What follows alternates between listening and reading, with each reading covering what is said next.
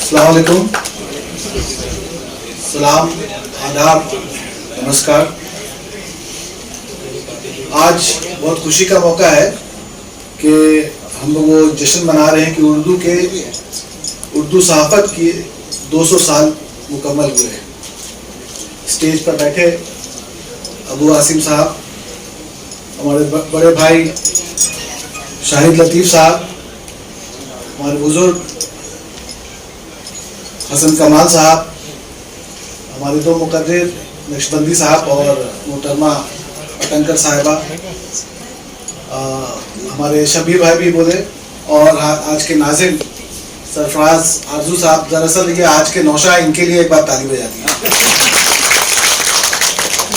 ये प्रोग्राम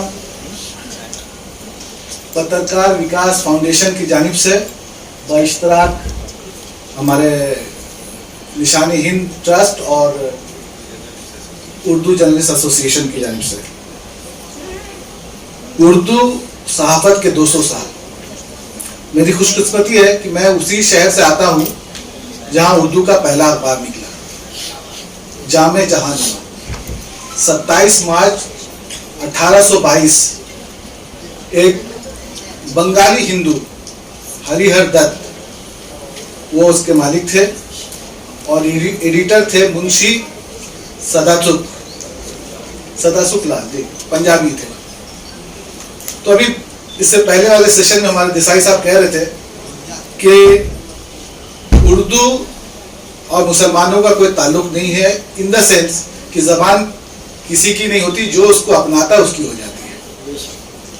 और उर्दू सहाफ़त की जो बुनियाद है वो आप देखिएगा तो ये दो गैर मुस्लिम साहबान उस वक्त 200 साल पहले इनकी दूरअंदेशी थी कि उन्होंने उस वक्त उर्दू का अखबार निकाला, और उर्दू के अखबार के साथ हमेशा से ये रहा है कि हमेशा वो जद्दोजहद के अंदर से, स्ट्रगल कर करके अंदर से वो निकला है।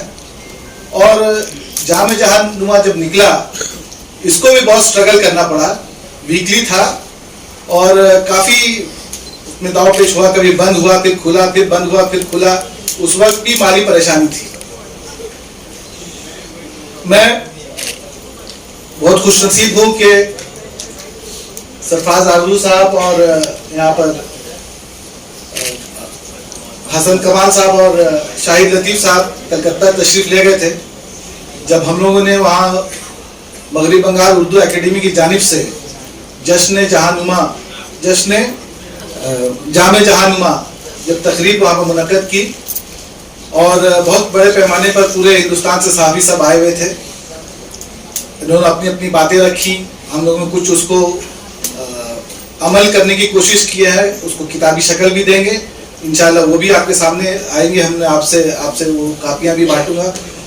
और बात यहाँ पर यह है कि इसको तो जैसे हमारे शाहिद साहब कह रहे थे 200 साल हो गया, लेकिन उसी वक्त एक ज़बानों का कंपटीशन हो गया। ज़बान अगर देखिएगा तो वही है कि एक जरिया है अपनी बात दूसरे को कहने की, या दूसरे की बात अपने समझने की। 2-3 महीने के अंदर अंदर एक फारसी का अखबार भी निकलता है, उसका नाम था मिलातुन अखबार। 1822 की बात कर रहा हूँ। ये मतलब 27 मार्च को ये निकला, और मेरे ख्याल से अप्रैल या मई में मिलातुन अखबार निकला। उसके बानी थे राजा राम मोहन राय। फारसी का पहला अखबार ईरान से नहीं निकला, कलकत्ते से निकला, वो भी वहीं से निकला। यहाँ तक के बंगला का पहला अखबार भी कलकत्ते से है, अंग्रेजी का पहला अखबार भी कलकत्ते से है, और हिंदी का पहला अखबार उदित मार्तन, वो भी कलकत्ते से निकला। तो उसी जमाने में 1-2 साल आगे पीछे।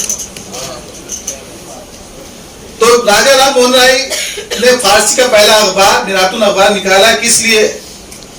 उनकी एक तहरीक थी कि उनको बांग्ला और हिंदू समाज से सती को हटाना था। कहते हैं हर तहरीक के साथ, हर मूवमेंट के साथ एक आवाज चाहिए, एक मीडिया चाहिए, एक अखबार चाहिए। उन्होंने मिलातुन अखबार फारसी में इसलिए निकाला क्योंकि उनको अपने समाज से सती को हटाना था। तो वही कहना फिर से मैं कि जबान जो उसको अपनानी उसकी है। और उस वक्त शोरफा की जबान फारसी होती थी, उर्दू नहीं। और उर्दू आम लोग बोलते थे, उर्दू आम बोलचाल में थी। इसी के लिए जब मिरातुल अखबार निकला, जामे जहानुमा का सर्कुलेशन बहुत कम हो गया और मिरातुल अखबार, फिर बाकी सब आप जानते हैं फिर आगे क्या हुआ। हमारे मौलवी मोहम्मद अली बाकर, जिनके नाम से अवार्ड भी है, उनकी भी तारीख आपके सामने है कि उन्होंने 1857 में जो रोल अदा किया, एक अंग्रेज को उन्होंने पनाह भी दी थी। बाद में आपको मालूम होगा कि मतलब कि उन्होंने जो एक पर्चा उनको लिख के दिया जिसमें लिखा हुआ था कि भाई इसको छोड़ा नहीं जाए। उसके बाद ही जब वो ब्रिटिश के पास जब पकड़ाए तो उन्होंने वो पर्चा दिखाया था और उसी में उनको शायद तोप से बांध करके उड़ा दिया गया था। तो वो उर्दू सहाफत के पहले शहीद हुए। ऐसे ही चलती रही। कलकत्ते से मौलाना आजाद ने अल हिलाल निकाला, जब उसको बैन कर दिया गया, बाद में अल बलाग निकाला। और इस तरह से सिलसिला कलकत्ते का और सहाफत का और खास करके उर्दू सहाफत का बहुत गहरा रहा। मुझे याद है कि एक बंगला अखबार निकलता था आज़ादी के पहले, अमृत बाजार पत्रिका, बंगला में निकलता था। उस टाइम ब्रिटिश ने जब वर्नाकुलर एक्ट पास किया कि वर्नाकुलर में किसी भी अखबार को ये हक नहीं होगा कि ब्रिटिश सरकार को या ब्रिटिश राज्य को वो उसमें क्रिटिसाइज कर सके, उनकी तनकीद कर सके। तो वो लोग ने रातों रात उस अखबार को अंग्रेजी जबान में तब्दील कर करके आज भी निकलता था। हाल दिनों में, क्योंकि सब अखबार आज के दिन में क्या बोलिए, इश्तहारात और रॉ मटेरियल्स के जो दाम बढ़ रहे हैं उसके मार खा रहे हैं, तो पिछले 5 साल पहले वो भी बंद हो गया। हम लोग सब इस दौर से, खास करके कोविड के बाद इस दौर से जूझ रहे हैं। जितने अखबार हैं आप लोग सब यहाँ हैं। आपको मालूम होगा कि मतलब अभी आरजू साहब कह रहे थे कि जो न्यूज प्रिंट का दाम है, लेकिन साथ साथ जो सिहाई का दाम है, जो अलग अलग जो रॉ मटेरियल्स में जाते हैं, वो दाम सब ऊंचे हो रहे हैं। और जो जहाँ से कमाई आने की है, जहाँ से हमारे इनकम आने की है, वो सब सुकड़ते जा रहे हैं। तो ये सुकड़ते सुकड़ते ये ऊंचे हो जा रहे हैं, ये तो अखबार लॉस में आ जा रहा है। अब रास्ता भी कमाल साहब ने अभी बताया कि मतलब इसका आगे का रास्ता क्या है, कैसे इससे निकलना है, हम लोग सबके सामने ये है। मैं सिर्फ एक चीज और भूल जा रहा हूँ, मैं जस्ट कह दूं कि 1828 में गालिब भी कलकत्ता आए थे और वहां पर वो अपने पेंशन लेने के लिए आए थे। उसी जमाने की बात है और काफी वहां पर 2-3 मुशायरा भी पढ़े थे। तो मुझे याद है कि साहिब लुधियानवी, उन्होंने जब 100 साल गालिब की जो सेंटेनरी हुई थी तो एक शेर पढ़ा था, वो मैं आपके सामने दोहरा दूं। गालिब जिसे कहते हैं, गालिब जिसे कहते हैं उर्दू का ही शायर था, उर्दू पे सितम ढाकर गालिब पर करम क्यों है। तो आज भी अगर देखा जाए तो यही हालात है कि उर्दू से तो प्यार है, गालिब से प्यार है, लेकिन जबान से बोलेंगे भी लेकिन और अकरार भी नहीं करेंगे कि उर्दू है। तो खैर, हम लोग मगरबी बंगाल उर्दू एकेडमी में बहुत सारा काम कर रहे हैं। ये सरफराज साहब और दीगर हज़रात यहाँ पर खुद जाकर अपने आंखों से देख करके आए हैं और ऊपर वाले का शुक्र है, ऊपर वाले का शुक्र है कि हम लोग को वो मौका दिया गया, चाहे स्कॉलरशिप हो, चाहे अभी कह रहे थे कि यहाँ पर फिरोज खान साहब की उर्दू घर बनाएंगे और उर्दू घर में बाकी जो गैर उर्दू दा हैं उनको उर्दू से वाकिफ कराएंगे। तो ये काम हम लोग ऑलरेडी कलकत्ते में और मगरबी बंगाल उर्दू एकेडमी में हम लोग शुरू कर दिए हैं कि जो गैर उर्दू दा है वो लोग आ करके वहाँ उर्दू सीख सके, उर्दू पढ़ सके। और मैं कह दूं कि ये काम पिछले 10 सालों से वहाँ शुरू है और काफ़ी लोग जो बंगला वाले हैं या हिंदी वाले हैं, यहाँ तक के गुजराती वाले हैं, जो जानना चाहते हैं और जो इससे उर्दू ज़बान की कशिश से जो खींचे चले आते हैं कि शेर शायरी में थोड़ा समझना चाहते हैं, थोड़ा पढ़ना चाहते हैं और वाकिफ होना चाहते हैं, उनको बहुत फ़ायदा हो रहा है कि वो आकर के वहाँ उर्दू सीख सकते हैं, कम से कम रस्मुल ख़त सीख सकते हैं और ज़बान के और जो वहाँ के जो कठिन अल्फाज हैं उसके माने समझ सकते हैं। मैं यही कहूँगा सिर्फ कि ये वाकई एक बहुत बड़ा अलमिया है कि उर्दू को कैसे बचाया जाए। अगर वाकई देखिए तो हिंदुस्तान में ब्रिटिश राज आने से पहले फारसी सरकारी जबान थी और पिछले मेरे ख्याल से दिल्ली सल्तनत से लेकर करके मुगलिया आखिर दौर तक ये 600-700 साल का जो वफ़ा है, इसमें फारसी ऑफिशियल लैंग्वेज थी और कोर्ट लैंग्वेज थी। तो उस वक्त आज हिंदी है, उस वक्त हिंदी वाले क्या कर रहे थे?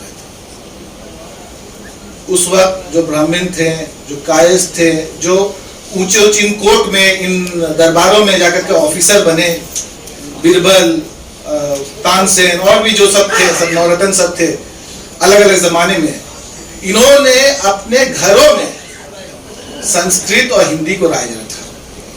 बाहर आके फारसी बोलते थे, बाहर आके उर्दू बोलते थे, बाहर आके जो जबान वहां की थी वो बोलते थे, लेकिन अपने घर के दहलीज में जैसे घुसते थे वो पूरे अपना माहौल, वो पूरे अपने कल्चर, अपनी सकाफत को बचा के रखा घर के अंदर।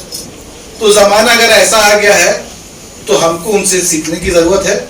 ये चीज हम लोग भी कर सकते हैं। सब कह रहे थे, हम भी थोड़ी सी उसमें जोड़ दिया हमने। आपको अच्छा लगे तो ताली बजा दी।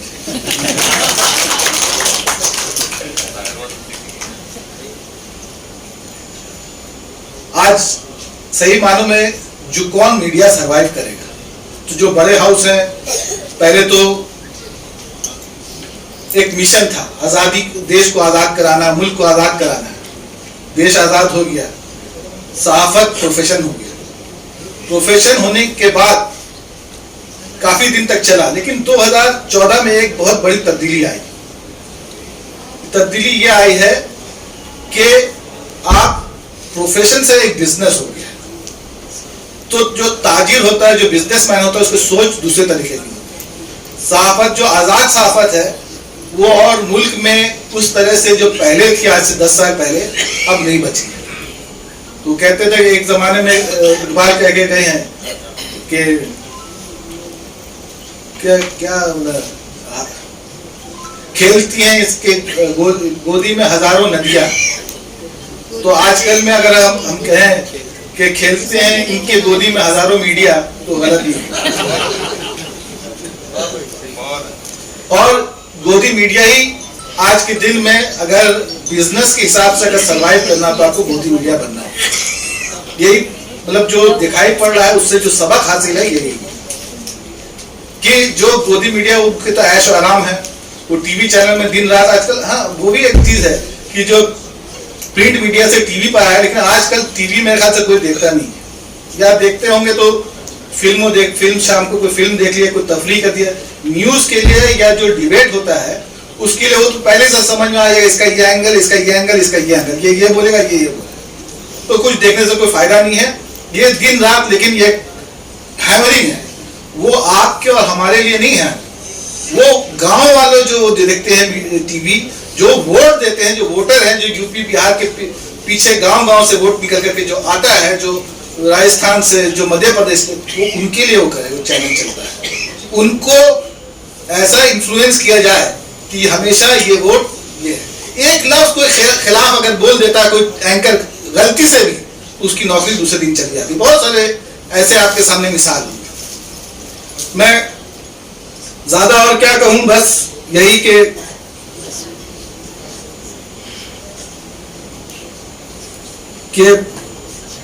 अंग्रेजी जबान से ही सबका चैलेंज है, सबकी जो सबसे बड़ी चुनौती है। सारे जबान कहते हैं, यूनेस्को से एक रिपोर्ट निकली है, उसमें कहते हैं कि आइंदा 200 साल में पूरे दुनिया में शायद 5 या 6 जबानें बचेंगी। फारसी, स्पेनिश है, अंग्रेजी है, अरबी है, चीनी है, और हिंदी, या अगर उसको सही मानों में देखा जाए हिंदुस्तानी है। जो जबान हम लोग, जो डायलेक्ट हम लोग बोलते हैं, वो हिंदुस्तानी है। लिखते हैं जब तो हिंदी और उर्दू में उसको तब्दील हो जाता है। खैर, इसके लिए और जो राह हमारे शाहिद साहब और हमारे हसन कमाल साहब जो आपको दिखाए हैं कि अगर हम लोग यहाँ से एक नेक काम कर करके उठें कि एक मीडिया चैनल या ये जो डिजिटल मीडिया को अपना सकें, तो ये इसी में आगे में इसमें बरकत है, इसी में राह है, इसी में हमारा मुस्तकबिल है। तो उर्दू सहाफ़त अगर कमज़ोर हो रही है, अगर इस शक्ल में, जिस शक्ल में है, अगर मर रही है, लेकिन फिर भी हम लोग कहेंगे कि उर्दू सहाफ़त जिंदाबाद, जिंदाबाद। जैसे हमारे अबू आसिम आज़मी साहब ने कहा कि भाई कि आज़ादी में ये लफ्ज़ इनकलाब जिंदाबाद ये उर्दू सहाफ़त ने दिया, हज़रत मुहानी ने इसको क्वाइन किया था। और एक वाक़या याद आ गया, शाही साहब यहाँ पर हैं, इनकलाब से हैं, कि आज से मेरे ख्याल से 15-20 साल पहले कुछ अखबार इनकलाब में कुछ निकल गया था, जिसके लिए कुछ लोग प्रोटेस्ट करने गए वहाँ, और जो उसका रहा था वो कह रहा था कि भाई हम कहेंगे इनकलाब, आप लोग कहिएगा मुर्दाबाद। लेकिन जब वो कहता था इनकलाब, सब लोग कहते थे जिंदाबाद। तो ये लफ्ज़ ऐसा है कि इससे मुर्दाबाद जोड़ा नहीं जा सकता है, और इनकलाब के साथ आपको जिंदाबाद कहना ही होगा। खैर, मैं अपनी बात खत्म करता हूँ सिर्फ एक शेर से, बल्कि शेर किसी का है, मैं बाद में इस पर आता हूँ कि खुशी के दौरे से है यहाँ रंजो महा पहले, बाहर आई है पीछे और खिजा गर्द चमन पहले, अभी मेराज का क्या जिक्र, ये पहली ही मंजिल है, हजारों मंजिलें करनी है तय, हमको कठिन पहले। ये काला पानी में बैठ के वीर दामोदर सावरकर ने लिखा था उर्दू में, जब उनको वहां पकड़ करके नजरबंद किया गया था। मैं आपको सिर्फ इस बात के साथ छोड़ रहा हूं कि फिर से आखिर में वही कि जबान उसी की होती है जो उसको अपना लेता है। जबान सिर्फ एक कम्युनिकेशन के जरिया है, और जब तक आपको अपनी जबान से मोहब्बत है, उर्दू जिंदा रहे। बहुत बहुत शुक्रिया।